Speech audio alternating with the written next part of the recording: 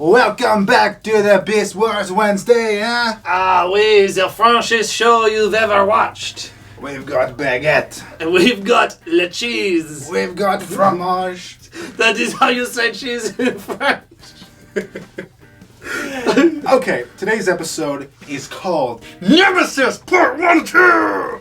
Is it actually Nemesis? It is Nemesis. Okay, Nemesis Part 1 Part 1 and Part 2. You gotta trust your instincts, Paul. So this episode starts in the Maximal base. Right. Where DJ Tigerhawk is busting out some moves. Mm-hmm. He's doing the old rave ball.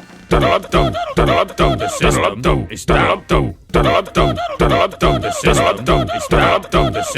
Optimus is spewing his thick rhymes about Covenant of Primus. Not only that, there was the Covenant of Primus and the book on tape version.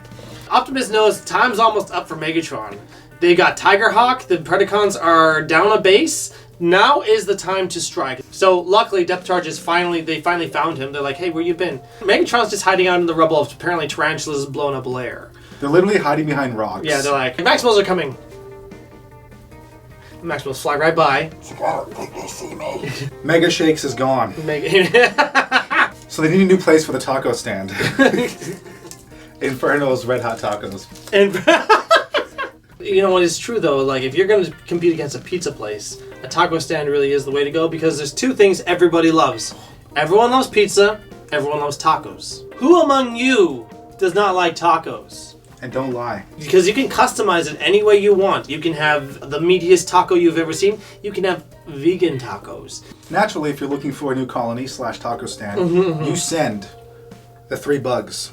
Burp, and burp.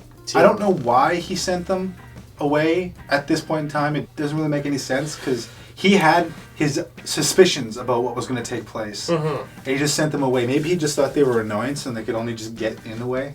Here's my thoughts on it, is that he let Inferno take those 2 away because in case his suspicions were wrong, getting a new base wouldn't be a bad idea. Sure. Okay. Covering your bases. Covering your bases. So they're looking around and they're like, okay, so maybe there's something here in the wreckage. And they search for hours, trying to find that little smidgen of something. Turning over stones. Yeah. Looking behind bushes. Looking for a clue. Like it's the game Clue. Yeah. And then over yonder, there just happens to be a hinge for a door. And they try so hard. They push this boulder. It takes all of their might to lift it to uncover this door. Megatron makes a comment about Tarantulas calling him Unicron Spawn. What does that even mean? There's 2 things that people have run off of this because in the previous episode, Tarantulas mentions that he has different origins than the Autobots and Decepticons. Some people are like, well, that must mean that Tarantulas and the Predacon Council are descended from Unicron. Ah! But other people have said that is sort of more of a flippant insult, like almost like calling him a Hellspawn. Is it not feasible to think that perhaps Unicron created life? Well, I mean, Unicron definitely was able to convert. Like, for example, he converted Megatron into Galvatron. Yeah. So he was able to do that. I guess it's conceivable he could create life. So the thing is, it's not implicitly said. So Implicitly. How is it said, though? Unclearly. Vaguely. Subtly? Subtly. Why? That's English, folks. Yeah. We're both English professors, so we know. We're the goodest at the words making. Part of me thinks that it is just sort of an offhanded comment about Tarantulas being treacherous and that he's been a thorn in Megatron's side. But you know, it could be reference to his actual origin. The thing is, how would Megatron know that? So that's the thing. So, anyways, they go into the hole. And that's when Depth Charge and Silverbolt see them. Depth Charge is like, hey, guess what? I found him. And Optimus is like, I'll be right there. Wait for me. And Depth Charge is like, no. But then the Predacons are already gone. They're already in the hole. Optimus gets there within like the next 10 seconds anyways. By the time they find the opening, they open it up and then there's a bunch of dynamite it's just about to end. Like the fuse is about to reach its kaboom stage. That is the technical term. Yes. Trust me. I've seen a lot of Looney Tunes. And the explosion is huge, but doesn't damage anyone but Silverbolt. And Silverbolt's like, I don't know what to do with myself in this episode. And so Black Raccoon is like, well, I don't know what to do with myself in this episode. Let's go home. So they do. They went home. Yeah. And Cheetor's like, hey, wait for me, I'll come too. But so that leaves Tigerhawk and Depth Charge and Optimus to go figure out what Megatron's up to. Megatron is down in the hole, and he's like, well, let's see what's going on. I have a suspicion. I know what's up. Because he saw the last episode and saw on that's right, Tarantulas' screen that, he's like, is that the Nemesis? And he's like, Rampage, down about to get in the submersible. Rampage doesn't. And then they go down, and it's like, whee! Megatron goes down there, Rampage is following, he's going, phew! And they're like, whoa, guys, this is the Nemesis. It is a big ship with big guns. It can do a big bada boom, bada big boom, bada boom. So Inferno and Quickstrike, they found a nice place to set up base. It's crawling with proto-humans, though. Oh. Just tons of them. Oh, hairy. And they're like, ooh, yuck. Inferno's like, all right, let's go take it. You in, Quickstrike? Quickstrike's like, yeah. You in, Waspinator? And Waspinator's like, no. They're like, what? But Waspinator, we're supposed to be friends. we have been nothing but kind to you and good to you. When you're one of our teammates, you're part of the Predacon family. You're one of the founding members of Mega Shakes. Waspinator's like, Waspinator is sick of getting blown to scrap all the time. And then he turns his butt around. He says, kiss Waspinator's strapped yellow. Kaboom! They blowed Waspinator 2 pieces. Inferno and Quickstrike go on. They're like, yeah, let's go take care of these really easy to pick off critters. Yeah. They've learned a thing or two since the last encounter. They've learned to defend themselves. But it's not just from snakes anymore, because they know that there's bigger fish to fry than just snakes. So they start throwing their spears, and suddenly Quickstrike and Inferno are like, hey, wait a minute. Ow. Like, ow, guys. These guys are tougher than they used to be. And then he gets taken out. And then Inferno gets taken out by a wall of spears. What they did is they actually put in cybernetic implants into one of them, the best spear thrower, and just to make him even better. So he was like, he had a quiver of spears, and he was just like, it's like arms were spinning. Which means, excellent, our cybernetic implants have worked. So yes, the Maximals kind of follow the Predacons down the hole. No, they don't. Yes, they do. Optimus is like, whoa, guys, the Nemesis. Then Depth Charge is like, what? And Optimus is like, look, Tigerhawk and I, when we go in water, we just sink. It's up to you now, Depth Charge. You gotta save the day. And guess what he doesn't say? He doesn't say maximize. He says beast mode. He's grown! Yeah, he's like, wait a minute. If I turn into beast mode, I should probably say beast mode. Yeah, and he goes flying into the water, even though he should have done that thing where it goes to flight mode and then turns to beast mode and go in. But at this point, I'll take whatever, guys. Depth Charge goes on there, and he has a run-in with Rampage, who wasn't in the submersible, so he's outside the ship and they're ready to have a little chit-chat about their differences. I hear that they have some sort of score to settle. They had an air hockey tournament, yeah, and it was a tie last time, right? Yeah. They tried to settle it on Mortal Kombat? Yeah, Mortal Kombat. I thought it was Street Fighter. Was it Mortal Kombat? Actually, you're right, it was Street Fighter. Yeah, okay, yeah. Would you believe Depth Charge plays a pretty mean Chun-Li? I can see it. So they start to fight, and they're like, he's just trying to get him out of the way. He's like, hey, Rampage, pardon me. Can we do this later? Yeah. Excuse me. And he keeps trying to go past him, and he's saying excuse me to be very polite, but Rampage isn't moving. Look, I don't want to have to bump past you, but I may have to. And he even gets a good cut right across his man boob, and you see the spark right in there. He actually pins Rampage down and is about to stab him in the spark, and he's like, this'll kill you. This'll kill you real good. Till you die from it. And then Rampage is like, oh, I think I actually want to embrace the sweet release of death, so cool, bruh.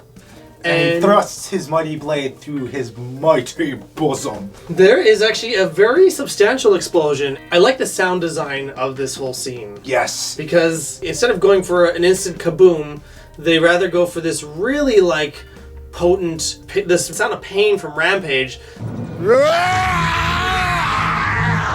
It sounds like it hurts. And what I like the most about this particular sound design is the way I hear it in my ears. I too heard it with my ears, actually. So there's a big explosion. Optimus is like, wow, that's so cool. depth charge destroyed the Nemesis. What a happy ending. This was actually relatively conflict-free. And then Tigerhawk has to be the downer. He's like at the party. Yeah, he's like but Optimus. look at this. Come on. Look at the there's floaty pieces. bits. There's pieces. And Optimus is like, God damn it! Why did I invite you anyways? Depth charge has indeed paid the ultimate price because when the kaboom happened, he happened to kaboom. But they're like, well, you know what? That's okay. You know, that is what the military would call acceptable losses. You know what the buffet would call that? Fish sticks and crab legs. He spoke too soon because out of the water rises the big spaceship, the Nemesis, and guess who's laughing about it? It looks kind of like the Great Fox from Star Fox. Dun dun dun dun dun dun dun dun dun dun dun dun dun dun dun dun. So that's the end of part 1. Part 2. Megatron found the Covenant of Primus in the Nemesis. So one of the copies was in the Ark, the other was in the Nemesis. If you didn't know, there's only 2. We neglected to mention that. So he's reading it all dramatic, like he's like, I am Alpha and Omega. Because if there's one thing that we know about Megatron, is that he's very humble. Fuck that guy. I'm so sick of his shit. Megatron's just like blasting things. He's like, pew, pew, pew, pew, pew, pew, pew, pew. You know, he's just basically just like flexing his muscles at this point, really. He's pretty buff. And Dinobot's like, man, ever since Rampage blew up, my head hurts. I'm feeling like some kind of conscious thing starting. And Megatron's like, don't worry about it, you're fine. Megatron's like, it's probably just the program that Rat Trap uploaded into you while you were sleeping in Dark Glass. Yeah. I wouldn't worry about that. Yeah, because that episode didn't even happen, really. Dinobot's like, I think that episode did happen. Don't you think it would be relevant to like go into something like that? He's like, don't worry about it. No, it's fine. Just keep doing what I say. Optimus and Tigerhawk are like, Pretty much. They turn into their respective flying modes and just start unleashing all their bullets into the Nemesis. Every bullet. As they're shooting, the Nemesis, Megabyte opens up his arsenal and launches a bunch of missiles. Yeah, the ABCs start shooting at the CPUs. Yeah, and all those missiles go flying around and... One of them happens to be an Optimus-seeking missile. Yeah, all the other ones just kind of fly everywhere, but there's one that just has it out for Optimus specifically. And it goes, boom, and Optimus is like, wow! And then Tigerhawk lands, he's like, yeah, so the shooting, it didn't work. You know what, Optimus, I'm gonna take this thing on all by my own self. And Optimus is like, you can't. He's like, well, guess what? If they blow up the Ark, that's bad. But Tigerhawk, how are you gonna take it on? Because Tigerhawk is half space ninja, so he can take it on. No He's problem. got shurikens, and sword. He's got those claw things so he can climb walls. Because theatricality and deception are powerful agents. Tigerhawk is finally taking on the Nemesis. He's like, okay, let's bring out the big guns. And by the big guns, I mean not the guns, because the guns didn't work. So he's like, all right. And then the tornado starts, and it's like, and it drains all the power. But Megatron's like, okay, I just want this one cannon to kill Tigerhawk. I just need that. Tigerhawk's going around going, and Dinobot's like, this guy's kind of cool. He's taking a brave stand. What a noble fighter. Ow, my little heart. I feel my heart beating.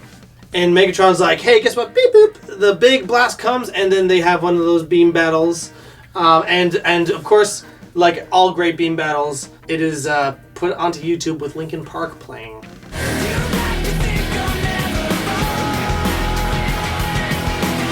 And Tigerhawk goes, ah! And then the commercial break. So Optimus is like, hey, Tigerhawk, how you doing? Tigerhawk has died. Please leave a message for him after the beep. Beep. Hey, Tigerhawk, this is Optimus Primal. When you're done... Oh, never mind. Quick Strike and Inferno are messing up. I guess they finally ran out of spears. They're like trying to make more. We miscalculated. We shouldn't have thrown all of our spears in that one go. Inferno and Quick Strike are just messing them up like boom. Now we have a new base. And then all of a sudden there's like, ooh, there's the Nemesis. Megatron sees one of those proto-humans bouncing around with his little, whoa! And he's like, oh crap, he's got a hammer! He's got a hammer! Fire in there! And Dinobot's like, look, this is a spaceship. And shooting all that energy at that proto-human, that's a waste of power, don't you think? But is that really what he meant? No, he meant, hey, there's no honor in this. This is a warship and that's a little human. Look, I don't care, I'm Megatron.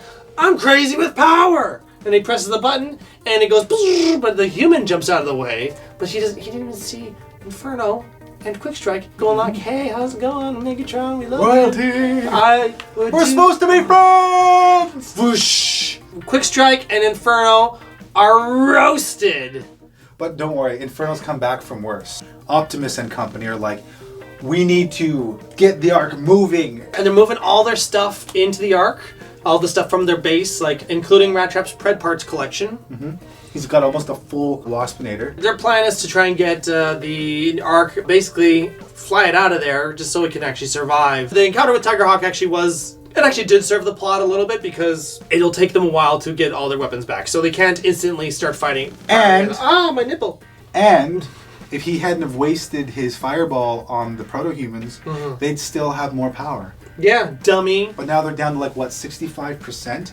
So the tractor beam starts pulling all the rocks and stuff off of the Ark. Everyone starts floating. They're like, whee! Optimus is like, okay guys, I'm gonna go up there and I'm gonna punch Megatron in the face. And he stuffs a thing in the thing so the snippety things don't work. And then he goes all the way up. And guess what he does? He goes and he punches Megatron in the face. He's like, hey, I don't appreciate you doing this.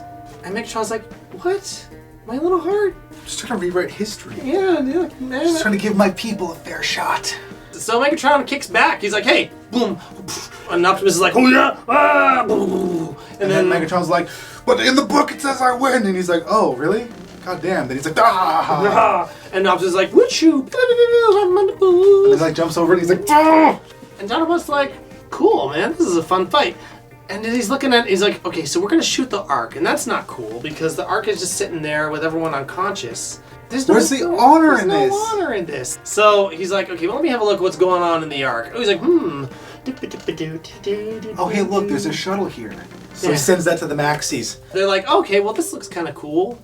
And then Rhinox is like, whoa, there's a thing. We can do something. We can do something. And so then he they goes, all get on the thing. And then there's a shuttle there. He's like, okay, I got this, guys. Whoa! And he pieces out of there, and everything blows up, but he's fine. He's like, oh, dodged a big time bullet that time. Just kidding, guys. That's not how it really ends. How'd you fool? Rhinox starts piloting the ship right toward the Nemesis, and Megatron finally he defeats Optimus, and he's like, okay, Dinobot, blow the Ark up. And Dinobot's like, no, you're a bad man.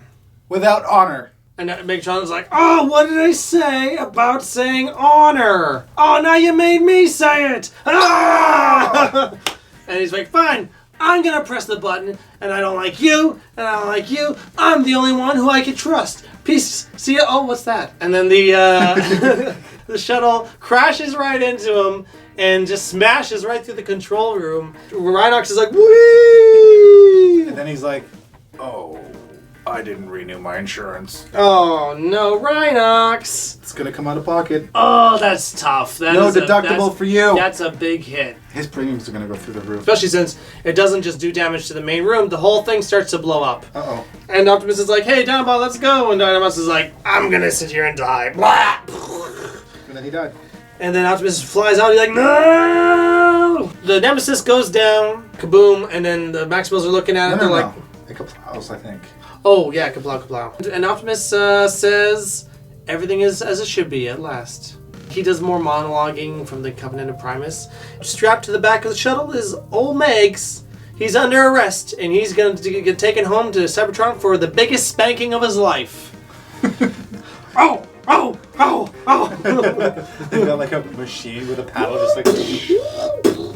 As the Maximals and Megatron fly off into the distance, back on Earth. It's kind of an homage to the Yub Yub scene from Return of the Jedi. Actually, yeah, it kind of is, isn't it? Yeah, it is.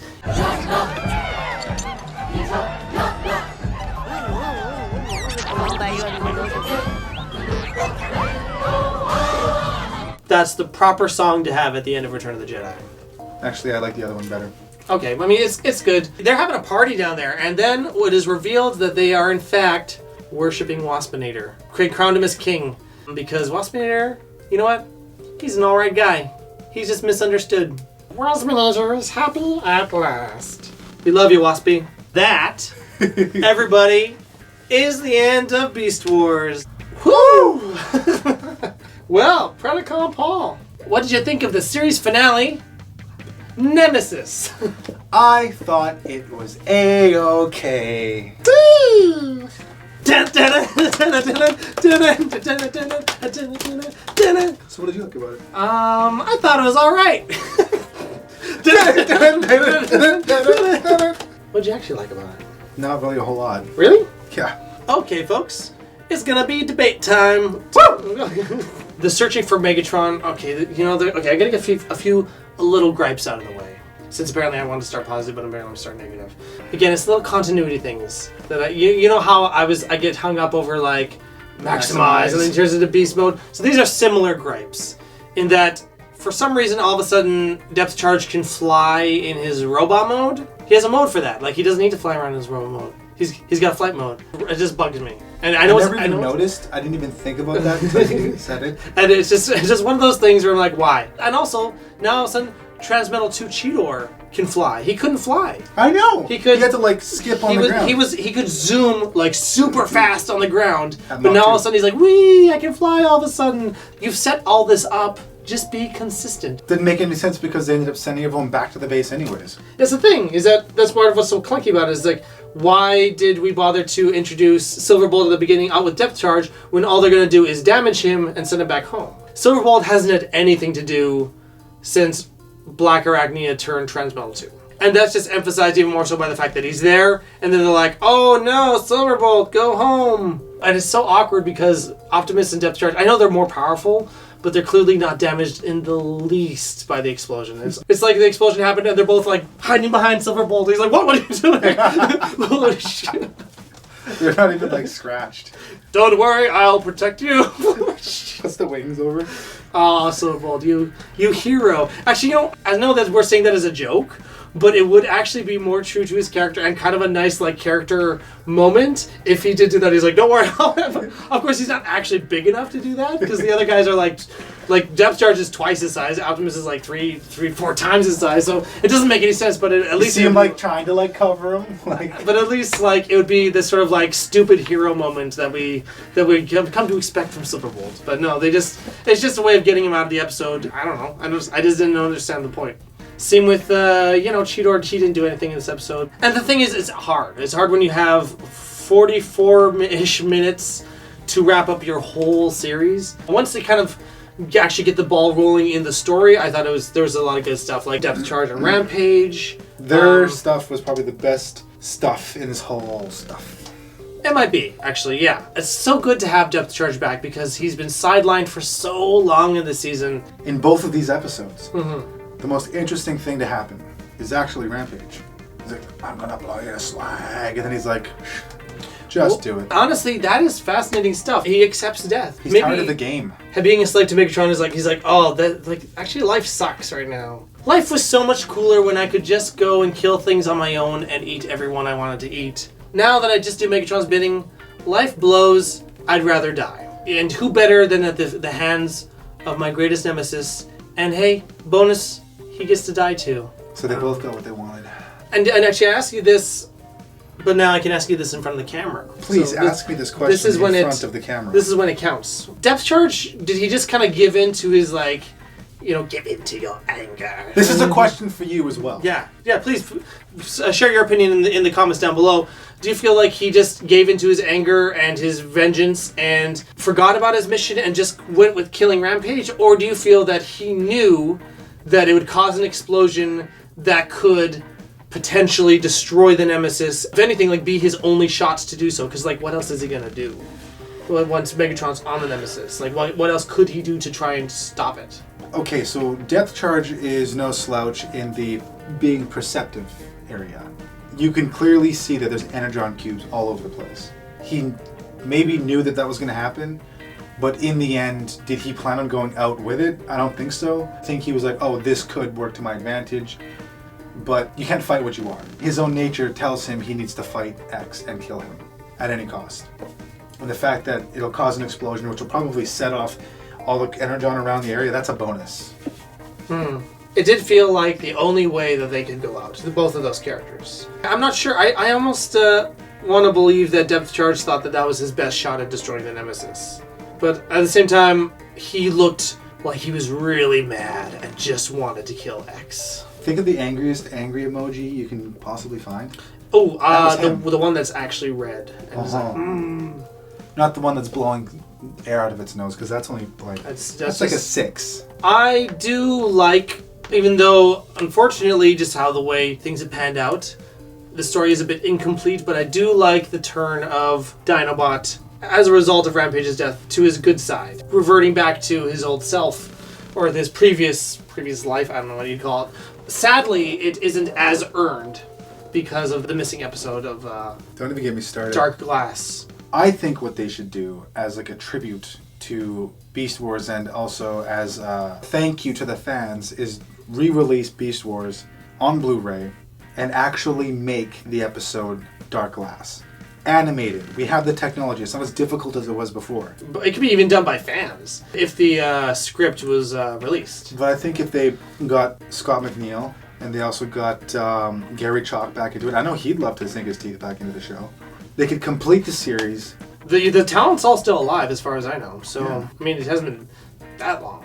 The problem is probably if the script exists somewhere, it's in like a Hasbro vault. Like they just probably have no interest in releasing it. It was such a loss for the series as a whole, for season 3. And because of that, the payoff in this episode is not as strong. It still adds as an interesting element. I liked seeing the difference in Dinobot and the fact that like once Rampage's evil influence was removed, he really just didn't gel with Megatron. Like, every little moment, every time Megatron did something, he's like, "Oh, what a disgusting choice." He'd make these faces, and then when Megatron's back was turned, he'd get this mischievous look, like, "I'm gonna do something that's a little fun." And then he sends the schematics over to the Ark and ends up saving the day. And I think there's a lot of poetry in that. From day one, the moment that Megatron betrayed Dinobot in Beast Wars Part 1. He got Scorponok to blast him and launch him across the screen. His fate was sealed. Megatron never recovered from drifting from Dinobots. The chasm in their relationship was the chasm in Megatron's victory. Put that on your epitaph. Yeah, there you go. As some of you may or may not know, this show is unscripted. If it sounds like we're talking out of our asses, you better believe we are. And you know what else I liked? Optimus Primal is just pissed. And he just goes up, he finds Megatron, and he just punches him in the face. And Megatron's expecting some grand speech. Yeah. And I just think that's really great. Those are kind of the elements that I really liked about the episode. Anything you want to add on things you liked? You know, I kind of like the proto-humans because they're all like, ooh, ooh, ah, ah. It's true. I heard one of them say that, and I was just like, oh, that's a classic proto-human. He would say that, wouldn't he? I liked all the scenes with the Nemesis, like just artistically, when it rises out of the ocean, and it's all to be continued, and you're like, I have to wait another week. There's some very well-directed stuff as far as like, there's this one shot where Inferno, he like looks to see the Nemesis rising, and I don't know what it is about that, the motion, and the way that I guess the digital camera pans, I just thought was really effective. Like, oh, there's like one line where he's like, there's like almost a sense of finality to it. He's not even joking anymore. Rat Trap says that iconic line, "We're all gonna die," and there's like a sense of belief in it instead of "we're all gonna die," and just Rhinox is like, "Yup." Something face to face with the very real possibility. I mean, not that there hasn't been before, but like it almost seems like a very imminent possibility that they are all gonna die. It is a nice moment because it's very true to their characters. You know, it's not like Rhinox is Mr. Optimist, but usually he's able to find a way out. But everything he's tried has failed. I think what could have served this story a little bit more is like maybe a bit more of a last stand on the side of the Maximals. Optimus goes into the ship and they're all still being sucked up by the tractor beam, and instead of just hanging on and waiting for Optimus to do his thing, if they just drew their pistols and started shooting. Putting everything they had, like you've tried everything and all you have left is small arms. Let's hit this thing with everything we got. Let's go down fighting. Actually, I agree. I do agree. It's just like, well, we got nothing else, but hey, almost would have echoed coming of the Fusors when the Maximals were being totally overpowered, and then they finally woke up Rhinox, and he's like, okay, well, let's go. It was just like, well, let's go face it. Let's dive into some of the things we didn't like. There wasn't really a whole lot to the first episode. It was establishment of what the Nemesis was, but yeah, it happened very fast. Where the hell did he get the Chronicles of Cybertron? Or when did they establish that at all in the lore? And all of a sudden he's got a copy of it, and so does Megs? Well, one was in the Ark and one was in the Nemesis. Since when is there a prophecy? There was golden discs before, and now there's a prophecy? Oh, I guess I didn't mind the prophecy stuff so much. I thought it was it has added sort of this extra narrative element, but I don't know if we needed it, but I didn't mind it. Okay, he didn't mind it. I did not care for... I mean, again, this is just due to the fact that they wrapped up the third season so quickly, but Tigerhawk's death was... Like, it contributed a little bit in that he, wound up draining the power cells of the weapons. Like, he basically bought them enough time so that they could solve the problem, but ultimately his death was kind of meaningless and didn't really have much impact. You kind of have to think about it, because you're like, oh, well, I guess that's the death of Tigatron and Airraiser, who we did know and like, but we haven't seen them in so long, and we just got introduced to Tigerhawk. Didn't really mean that much to me when it happened. Especially hot off the heels of a great death, like Depth Charge. Like, that one had potency to it, I was actually more sad to see Rampage go. Tigerhawk, if anything, for the most part of this episode, was someone for Optimus to talk to and explain what's going on. Well, what's the Nemesis? Oh, what's the Covenant of Primus? Oh, what's this? And then he's like, I'll fight him, and then I'll die. This whole two-parter, well, I'm glad that they fit it into 2 episodes instead of just one. It just felt like thrown together, and then was just like, okay, here you go. Which was a damn shame. I mean, if you consider the slow burn that was it Other Voices when the moon opens up and explodes and everything? Yeah. So you had a couple episodes before that where Megatron wants to have a truce, and then there's the incident that happens, and then the moon's about to explode, and then there's aftermath, and then coming of the Fusor. So it's this huge event where one episode leads into another, and we're able to explore all these ideas and the consequences of all this stuff that's going on. For a series finale, we're just like, boom, and then here's some G1 for you. Here's the Nemesis and the Ark. It felt almost like fan service for the sake of going out with a bang, but I was just so underwhelmed. Even when I watched this as a kid, I just didn't feel very strongly about the episode, and when it ended, I was just kind of like, okay. I felt like bringing the Nemesis was a good thing, because, I mean, in some ways it helped close off another story, in that we know what happened with the Ark and that it crashed. What did happen to the Nemesis? It fell into the ocean. It was a little convenient that Tarantulas happened to have this whole mining operation that brought it out. And was basically ready to go for Megatron. That was a little convenient. I mean, and that does explain where Tarantulas was during most of Season 3, because he was weirdly absent. It is probably the final way that they could actually, raise the stakes high enough, because, I mean, it's just kind of his last shot, really. Although I'll say, here's another thing that kind of bugged me. He suddenly was keen on destroying the Ark, even though all the Decepticons are on it. I mean, not Megatron's spark, because it's in him. Yeah, you still kill all Megatron's generals, and you think that the universe is just going to balance out and everything's going to be A-okay? I don't think so. And Megatron's body is there. What are you going to do? Always carry a spark? It's just not a very well thought out plan. Just like we were saying with when Tarantulas wanted to do the same thing, and he just wanted to destroy all the Ark. It's like, the universe is going to change in such a way that it's going to be unrecognizable, and you're not just going to be the boss of Cybertron after this. Boss of Cybertron. I'm the boss of Cybertron. Did you know there's a deleted scene from this episode?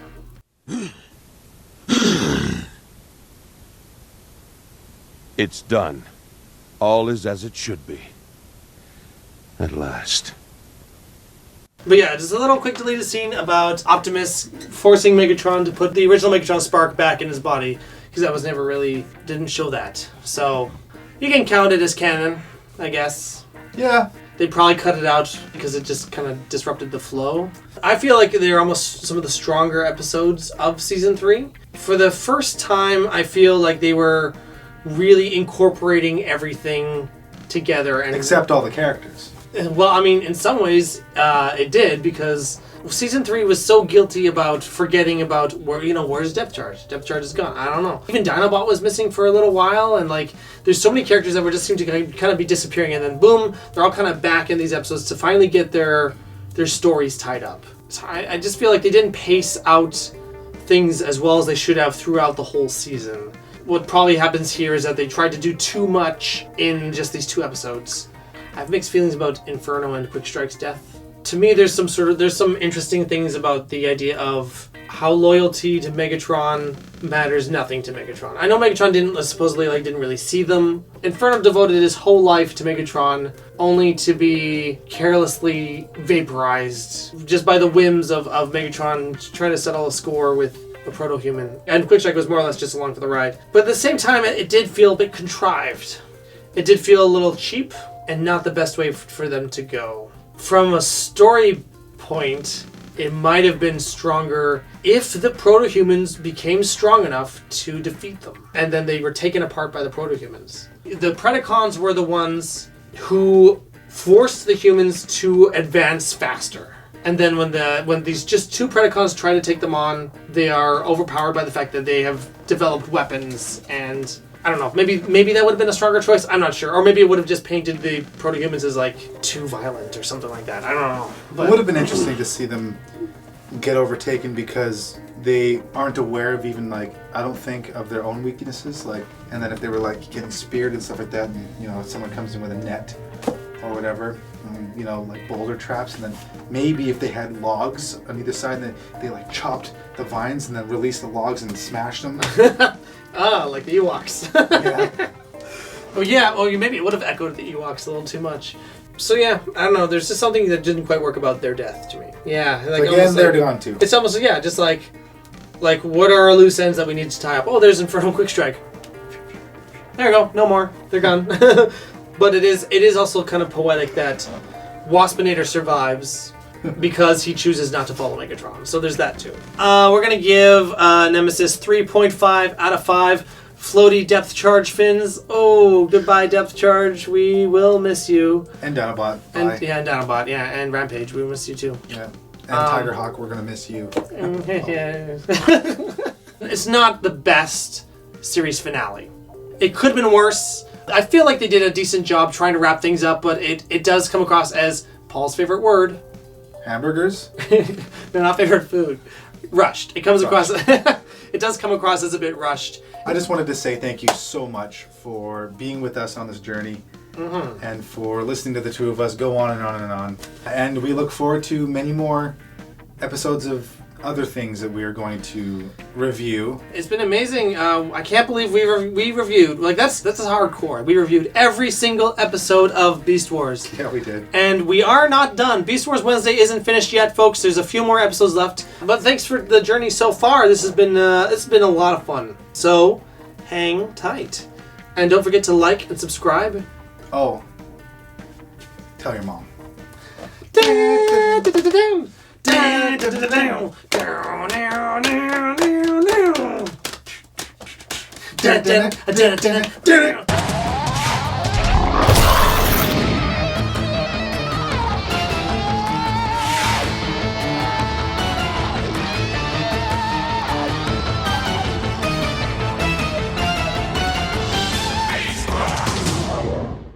So, how many Pokemon have you captured lately? I don't capture Pokemon. I capture X.